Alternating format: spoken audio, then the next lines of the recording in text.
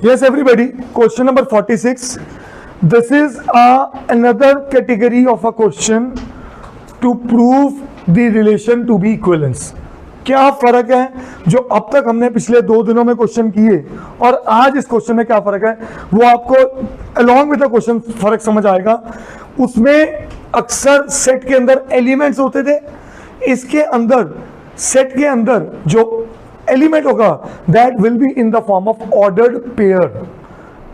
तो ordered pair के question में जो रिलेशनशिप्स हैं, how to prove the relation to be symmetric, reflexive और ट्रांजिटिव, वो समझना पड़ेगा। The methodology will be totally different. अब क्वेश्चन क्या है 146, ये कहना prove that relation R on the set n cross n। जो रिलेशन आर है ना ये किस पे लग रहा है, n क्रॉस n में। मतलब सेट A जो है वो भी नेचुरल नंबर्स है और सेट B है वो भी क्या है, नेचुरल नंबर्स है। Is that clear? आगे defined by A comma B। तो जो रिलेशन है ना वो defined by A comma B, मतलब रिलेशन लग रहा है A और B के बीच में, related to C comma D। अभी तक हम क्या करते आए थे, A is related to B, इधर एक एलिमेंट होता था इधर भी एक एलिमेंट था। अब क्या हो गया, इधर भी एक ऑर्डर्ड पेयर है और उधर भी एक ऑर्डर्ड पेयर है। तो relation is being established between 2 ordered pairs. पहली बात समझ आई। आगे given by, relation is given by A plus D is equal to B plus C। ये इस कैटेगरी का सबसे आसान क्वेश्चन है। This particular question is the easiest question in this category. तो मैंने अपनी शीट में सबसे पहला क्वेश्चन इंटेंशनली यही रखा ताकि आपको आसान से अगले लेवल तक लेके जाए। Is that clear? अब इस क्वेश्चन को करने की एक बड़ी फंडामेंटल अप्रोच आप सबको बता दूं, करने का तरीका। जो हमें प्रूव करना है ना वो पहले आपने सोच लेना है, मैनिफेस्ट कर लेना है कि ये प्रूव करना है, उसको करना है रफ वर्क में और उल्टा चला देना है।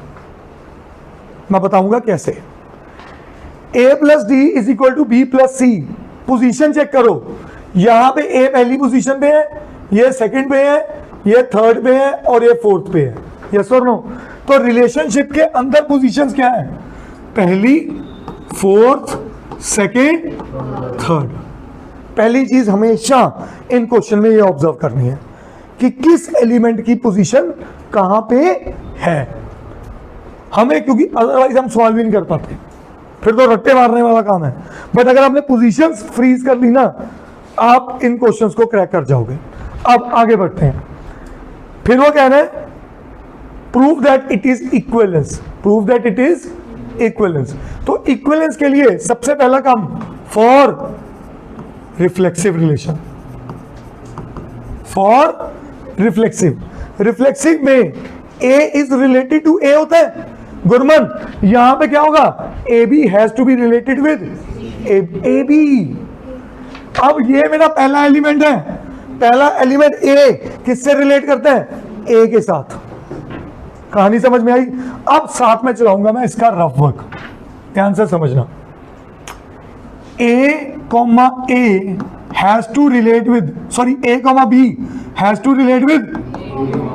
अगर ये होता, ये मैंने बोला ना जो चाहिए वो पहले ही समझ लो क्या चाहिए। क्यों बेटे, A रिफ्लेक्सिव में A is related with A, तो सिमेट्रिक में होता है A is related with B। तो इस बार क्या होगा, A comma B Kanisha has to relate with A comma B।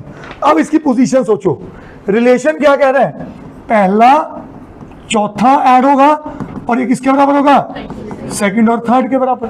Yes और नो? इसका मतलब इसके अकॉर्डिंग क्या होना चाहिए था, A plus B is equal to, और ये तो मुझे पता होता ही है, ये तो हमेशा ही होता है, इसमें कोई गलत तो नहीं है। अब मैंने क्या बोला था, जो चाहिए वो करके उल्टा लिखना शुरू कर दो, यही बोला था ना मैंने थोड़ी देर पहले। अब मैं कैसे शुरुआत करूंगा, we know A plus B is equal to B plus A। Reason, addition is commutative, addition is, हमें पता नहीं बात। So this implies A comma B is related with, समझो ना, अगर ये होता तो ये बनता रिलेशन, और मैंने क्या लिखा, ये तो मुझे पता है हमेशा होता है, तो इसकी वजह से ये रिलेशन क्या बन गया, A B is related to A B, तो this implies relation is reflexive. Relation क्या है, क्या ये बात समझ आई? बोलो, मुझे पता मैंने क्या बोला है, 2 से 3 क्वेश्चन लगेंगे आपको डाइजेस्ट करने में। पहले वो भी मुश्किल लग रहा था ना जो कल कर रहे थे, जब परसों पहला क्वेश्चन की आपको बड़ा हैवी लगा, कल सब करने शुरू हो गए कि आपको प्लेसमेंट समझ आ गई। इसमें क्या करना, रफ वर्क साथ में चलो। रिफ्लेक्सिव अगर ये चाहिए तो ये होना चाहिए था, और ये तो मुझे पता होता ही है, तो मैंने क्या लिखा, a plus B is equal to B plus A, तो देयरफॉर दिस इज पॉसिबल। अगर ये पॉसिबल है तो ये क्या हो गया, रिफ्लेक्सिव। क्या पॉइंट समझ आया?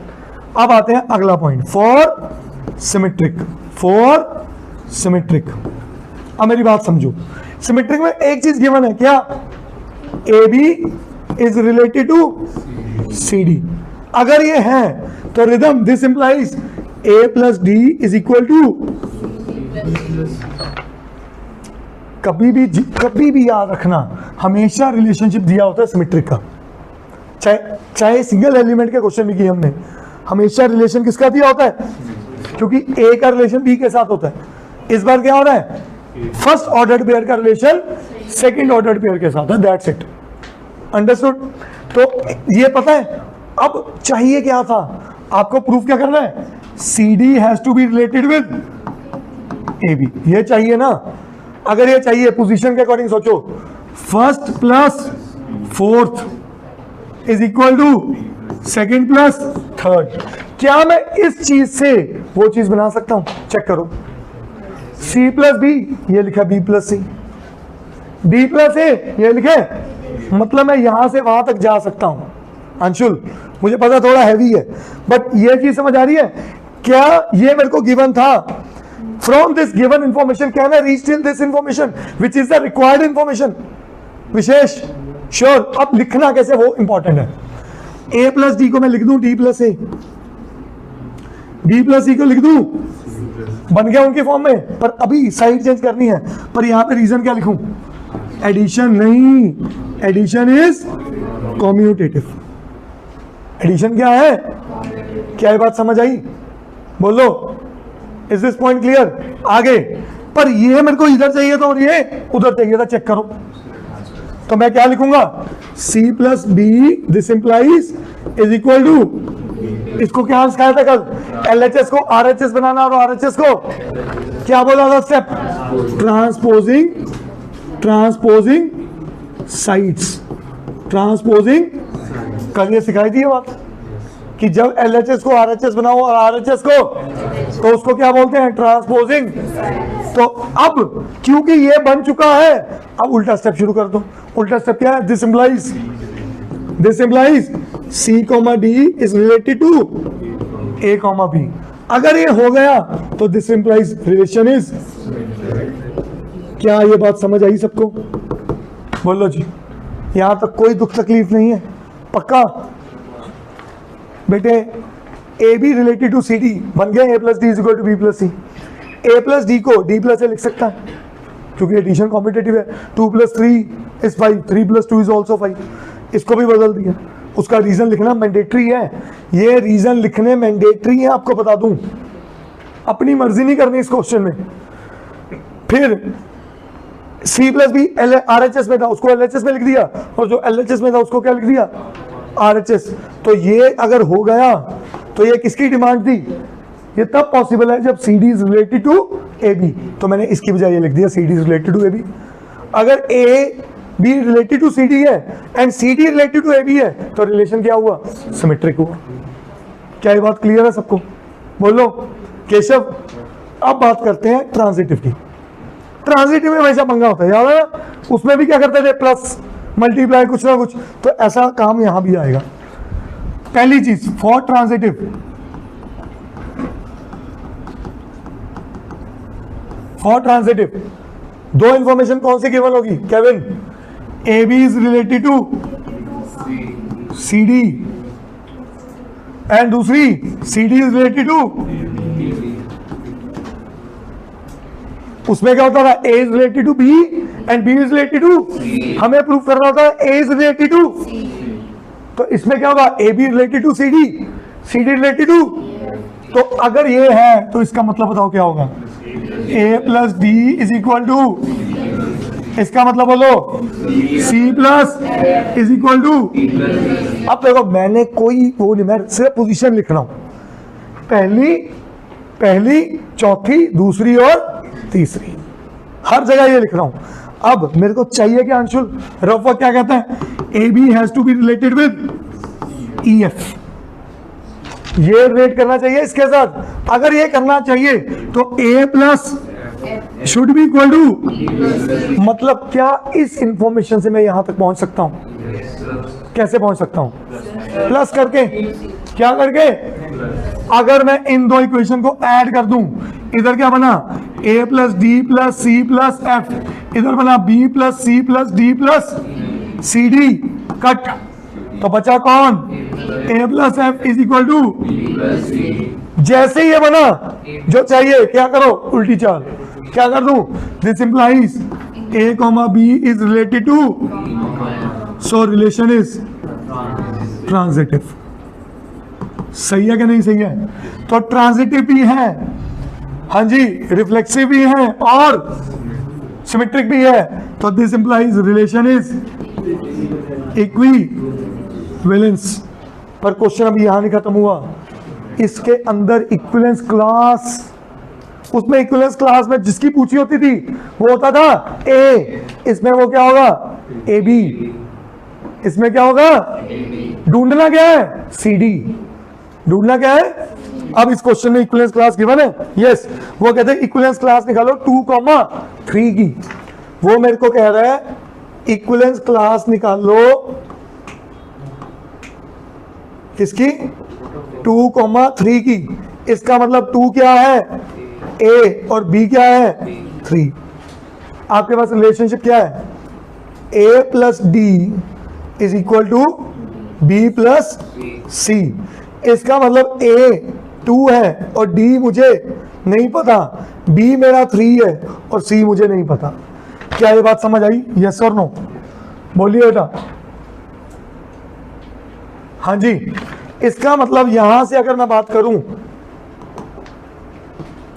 d माइनस सी क्या बन गया, सही है, चाहे ए बी है चाहे सी डी है, ये सेट ऑफ किन पे काम कर रहे हैं, नेचुरल नंबर्स पे, किन पे काम कर रहे हैं, तो कहते हैं भाई कोई भी दो नेचुरल नंबर का डिफरेंस क्या बता दो, 1, क्या कोई भी दो नेचुरल नंबर का डिफरेंस क्या बता दो, तो इक्विवेलेंस क्लास ऑफ 2,3 क्या हो जाएगा, बोलो 1, नहीं तो चलता जाएगा। कहानी समझ में आ गई, ये मेरी बन गई इसकी इक्विवेलेंस क्लास। नहीं, नेचुरल नंबर है, नेगेटिव ले नहीं सकता, सी डी से बड़ा है, सॉरी डी सी से बड़ा है, तभी डी माइनस सी क्या आ गया 1। अच्छा एक और करते हैं, इसका एक और पार्ट भी है, इक्विवेलेंस क्लास ऑफ, कहा गया क्वेश्चन 7,3, आओ जी, इक्विवेलेंस क्लास ऑफ 7,3, इसका मतलब a plus D is equal to B plus C, A की वैल्यू d मुझे नहीं पता, b की वैल्यू 3 और c की वैल्यू पता नहीं, तो d माइनस सी, नहीं सॉरी इस बार उल्टा चलेगा, c minus D is equal to, अच्छा नेचुरल नंबर में खेलेगा तो इसकी इक्विवेलेंस क्लास बोलो क्या होगी, c बड़ा है d छोटा है, तो क्या बना 5,1, दूसरा तीसरा आगे चलता जाएगा, क्यों, क्योंकि नेचुरल नंबर इनफाइनाइट है, मुश्किल तो नहीं है। और अगर मैं कहूं ये 5 नंबर का प्योर क्वेश्चन है, और ये क्वेश्चन स्कूल बोर्ड में, स्कूल में तो आना ही है, स्कूल में वो नहीं आना एलिमेंट वाला, स्कूल में ये आना ऑर्डर पेयर का, बोर्ड में ये 3 पेपर में 2 में ही आता है, इजी। चलो जल्दी करो।